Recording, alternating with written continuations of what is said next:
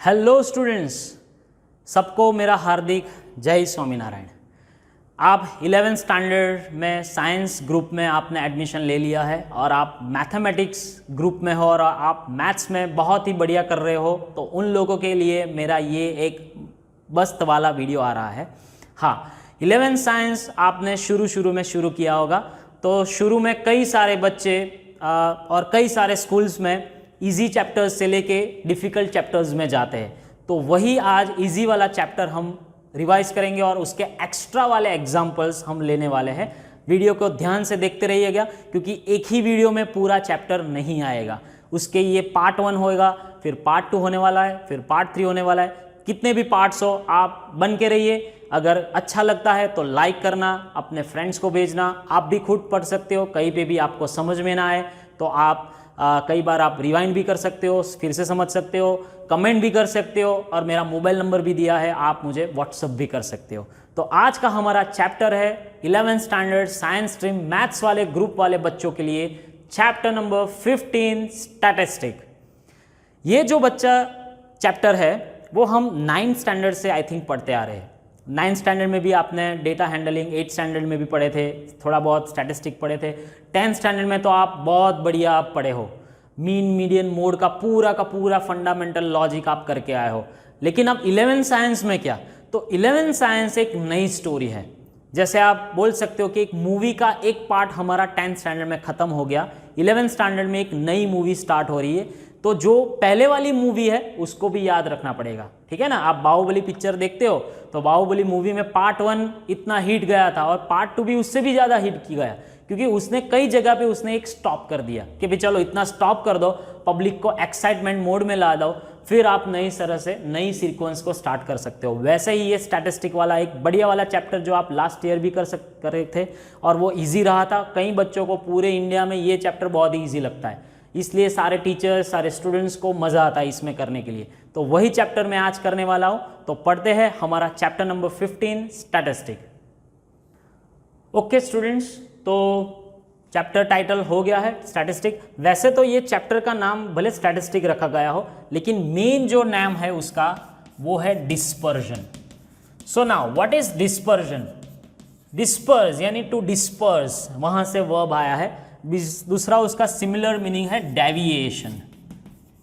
सो deviate करना, disperse करना, उन सारों का मीनिंग यही होता है स्कैटरिंग ऑफ ऑब्जर्वेशन।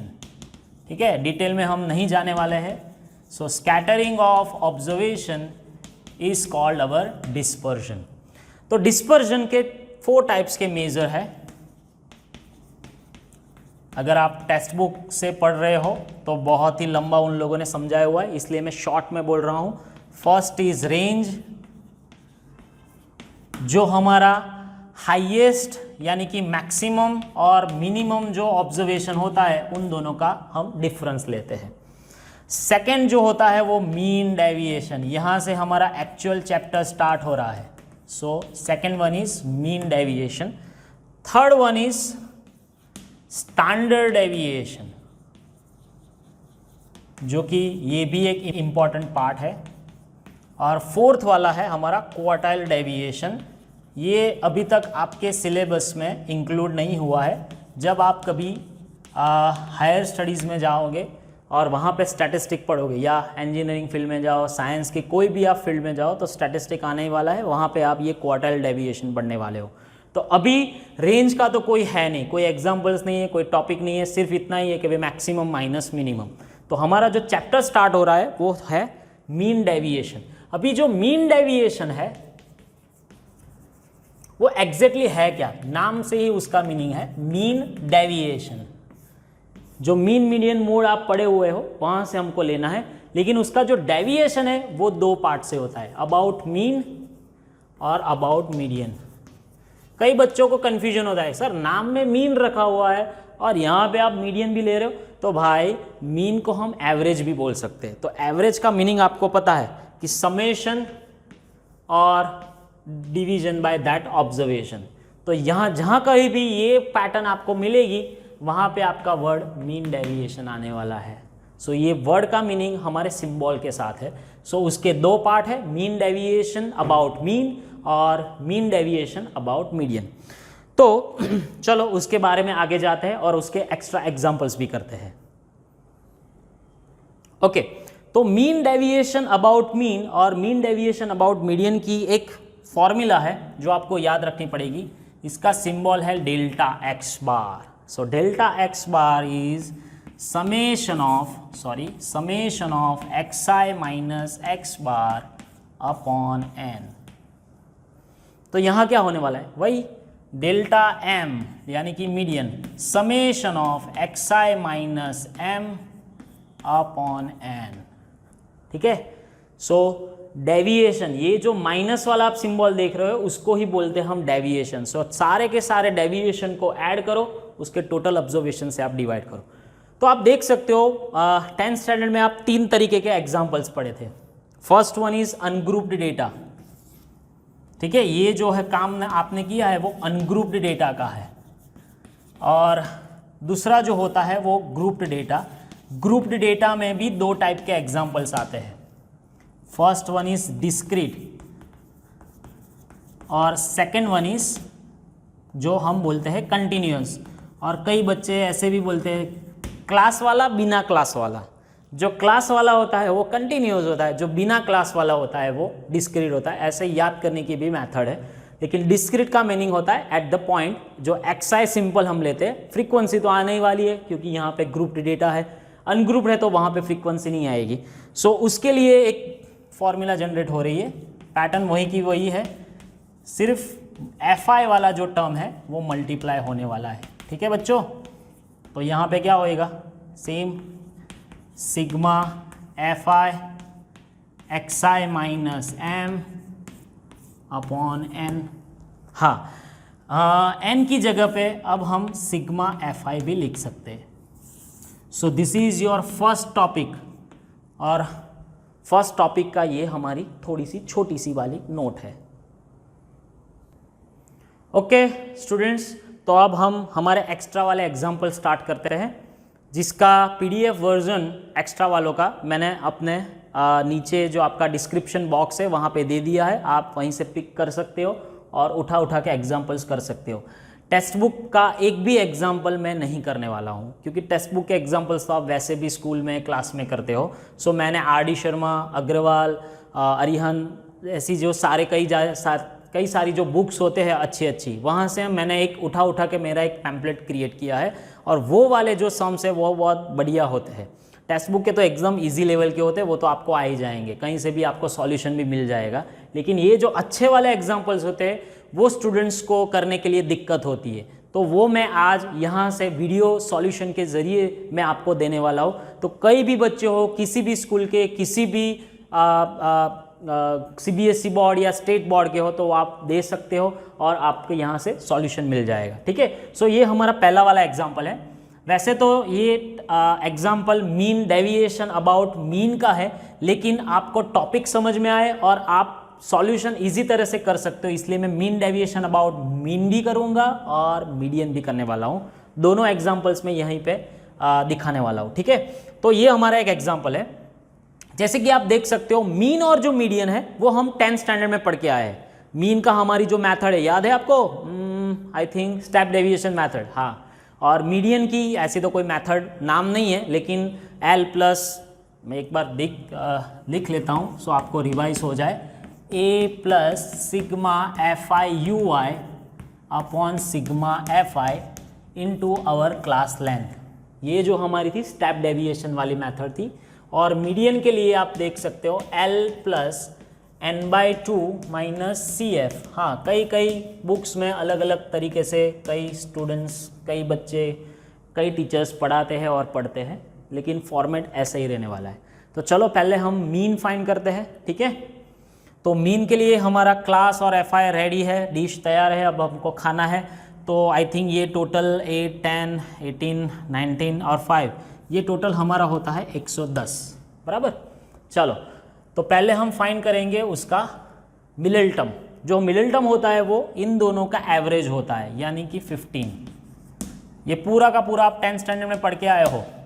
कई बच्चों को ऐसा लगता है ये सर फिर से क्यों करने का, मीन मीडियन मोड तो इतना पढ़ चुके हैं। अरे ऐसा नहीं है मेरे भाई, बाहुबली 2 देखने के लिए बाहुबली 1 भी आना चाहिए, देखना पड़ेगा, यही तो उनकी स्ट्रैटेजी थी भाई। ठीक है, चलिए, सो हमको अब ए अज्यूम करना पड़ेगा UI के लिए। सो कई बच्चे ऐसे सोचते हैं कि मिडिल वाला ले ले, कोई भी ले सकते हो आप, 55 ले लो या 45 ले लो, any of you can take. So मैं यहाँ पे 45 लेता हूँ, इसको मैं ए अज्यूम कर रहा हूँ। ठीक है, so always UI called as xi minus A upon C. So इसको ऑब्वियसली 0 रखेंगे। एक पैटर्न आपको दिमाग में बिठा दी होंगी कोई टीचर्स ने कि भाई ऑलवेज ये -1 -2 -3। हाँ, लेकिन एक बात, अगर ये क्लास लेंथ सेम है तो ही आपका ये वाली पैटर्न आपको दिखेगी। अगर कहीं पे भी क्लास लेंथ चेंज हो गई तो पूरा सत्यानाश हो जाएगा, पता है, क्योंकि ऐसे एग्जाम्पल्स में लेने वाला हो, आपके एक्स्ट्रा में ही लेने वाला हो कि ये क्लास लेंथ बदलती रहेगी। नहीं तो आप क्या करोगे, 0 -1 -2 -3 1 2 3 4 यही लेके आप चले जाओगे। लेकिन यहाँ पे देखना पड़ता है मेरे भाई। ठीक है, चलो FI UI मेरे भाई। हाँ, सो FI और UI जब कभी आप मल्टीप्लिकेशन करो मेरे भाई, मेरे बच्चे लोग, तो ये वाला दिमाग में नहीं रखना है। -24 -20 -15 0 जब कभी आप करो तो प्रॉपर कैलकुलेशन करना। Yes, this is my green board, so line में नहीं आ रहा है थोड़ा। 20 18 2 ज़ा 36, देन 9 3 ज़ा 27 और 5 4 ज़ा 20। आई थिंक सब कुछ आ गया है अभी, बराबर है। So this is FI UI। Okay, कितना टोटल होएगा? ओके, तो इसका टोटल आ रहा है 44। तो पहले हम मीन फाइंड कर देते हैं। ठीक है, सो उसका लोचा ना हो। मीन फाइंड करने के लिए हमारी फॉर्मूला रेडी है, A+, सर स्क्रीन में आ जाएगा कि नहीं आएगा? ठीक है ना, A 45 plus sigma FI UI, यानी हमारा ये टोटल 44 अपॉन डिवीजन में कितना आ रहा है, FI 100 इंटू 10। हाँ, ये 10 कैसे लाए सर? ये क्लास लेंथ है, पूरा का पूरा क्लास लेंथ करो। सो यहाँ पे 10 की एवरेज आ रही है, 10 की क्लास लेंथ आ रही है। So this is cancel, 45 plus 44 upon 11 that is 4। So your mean is 49। This is your final जो हमारा आता है। अब यहाँ से हम स्टार्ट करेंगे हमारी मीन डेविएशन अबाउट मीन वाली पैटर्न। यहाँ तक तो आपका 10 स्टैंडर्ड हुआ था, है ना बच्चों? तो अब हम यहाँ से आगे जाएंगे, xi माइनस x वाला कॉलम करेंगे और FI into xi minus x वाला कॉलम करेंगे। हाँ, कई बार भी आप पेज में लिखते हो तो आप उसके लिए थोड़ा कॉलम की जगह रखना, ये सब ठीक है, लिखने के लिए थोड़ी स्पेस भी चाहिए। अगर हो सकते तो आप मार्जिन से भी स्टार्ट कर सकते हो। सो नाउ हमारे पास ये xi है यहाँ पे और मीन हमारा है 49। तो आपको देखना पड़ेगा कि ये 15 और 49 का डिफरेंस लेना है। ठीक है, सो 49 माइनस 15 तो दैट इज 36, बराबर नहीं 34। ठीक है, फिर 25 और 49 कितना होता है डिफरेंस, 24 का, बराबर है। फिर 35 और 49 का डिफरेंस कितना होगा हमारे पास, तो 35 यानी 14, चलो 0। अभी यहाँ पे जाएंगे, 55 और 49 का डिफरेंस हमारा आएगा that is 6, sorry 55 minus 49 that is 6। हाँ बराबर था, मैंने गलत लिख लिया। 65 के लिए 16 आएगा, बराबर है। फिर 75 के लिए 26, बराबर है बच्चों, ठीक है। चलिए, फिर 85 के लिए 36, ये सेम सीरीज में जाने वाला है। अभी ये वाले कॉलम का टोटल ज़रूरत नहीं है मेरे पास, क्यों? क्योंकि इसका तो कोई फॉर्म भी नहीं है हमारे पास। तो फिर क्या करेंगे, फॉर्मूला नहीं है ना इसकी कोई, जो फॉर्मूला है वो FI इंटू XI की है। तो अभी ये वाला FI के साथ मल्टीप्लाई होने वाला है, देखना हाँ बच्चों। तो चलो फटाफट आप इसका पूरा वैल्यू निकाल लो और टोटल मुझे रखो, मैं आपका वेट कर रहा हूँ। चलिए बच्चे लोग, आपने ये कर दिया। हाँ, एक थोड़ी सी छोटी सी मिस्टेक हो गई, मुझे अभी पता चला, इसलिए मैंने करेक्शन कर दिया। दिस इज़ योर 4, ये 4 आएगा क्योंकि 45 माइनस 49 4 आता है। यहाँ पे 0 मत लिख लेना, ठीक है? मैंने जो गलती की वो आपको नहीं करनी है। हाँ, ये हमारा दिस और दिस, कई बार बहुत बड़ा गैप आने वाला है। सो उन दोनों का मल्टीप्लिकेशन करो तो आपको आ रहा है कि नहीं आ रहा है, देखो तो बच्चे। सो इन सारे लोगों का टोटल आई थिंक 1644 आता है। करके देख लेना एक बार, कैलकुलेटर अलाउड है अभी 11 साइंस में। तो अभी हमारा फॉर्मूला क्या थी, मीन डेविएशन अबाउट मीन में। तो ये जो पूरा टोटल आ रहा है उसको फ्रीक्वेंसी के साथ डिवाइड करो। सो आई थिंक जो कुछ भी आंसर आएगा वो आप अपने आंसर्स में लिख लेना, और मेरी जो PDF है उसमें भी मैंने आंसर्स दिया है वो टैली कर लेना, ठीक है? 14 पॉइंट समथिंग कुछ आ रहा होगा आंसर।